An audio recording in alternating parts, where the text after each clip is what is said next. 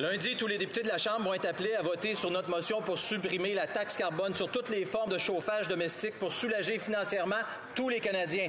Après 8 ans, les libéraux, eux, vont à contre-courant et refusent de mettre sur pause la souffrance pour tous les Canadiens. Pire, le Bloc québécois, lui, veut peser sur l'accélérateur en supportant une hausse radicale des taxes carbone. Ça coûte cher, voter Bloc.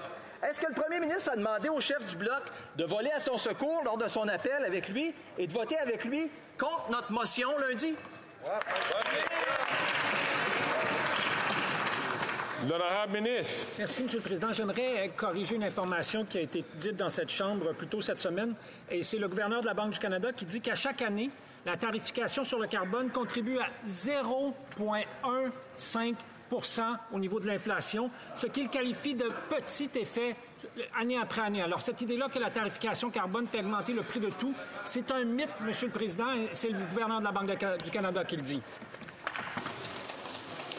L'honorable député de Mégantic-l'Érable.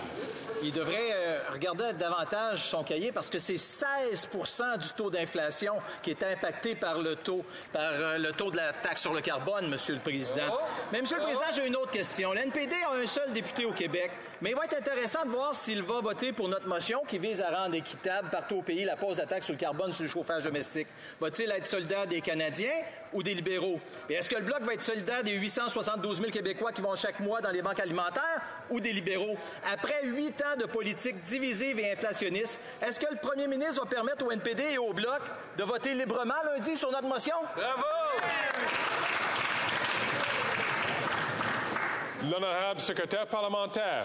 Monsieur le Président, c'est surprenant que les conservateurs sont en train de citer le gouverneur de la Banque du Canada alors qu'ils font campagne pour le congédier, Monsieur le Président.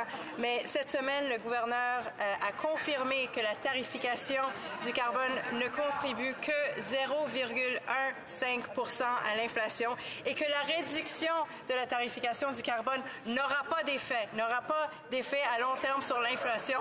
Au-delà de cette réduction initiale, Monsieur le Président, c'est ça que le gouverneur de la Banque du Canada a dit.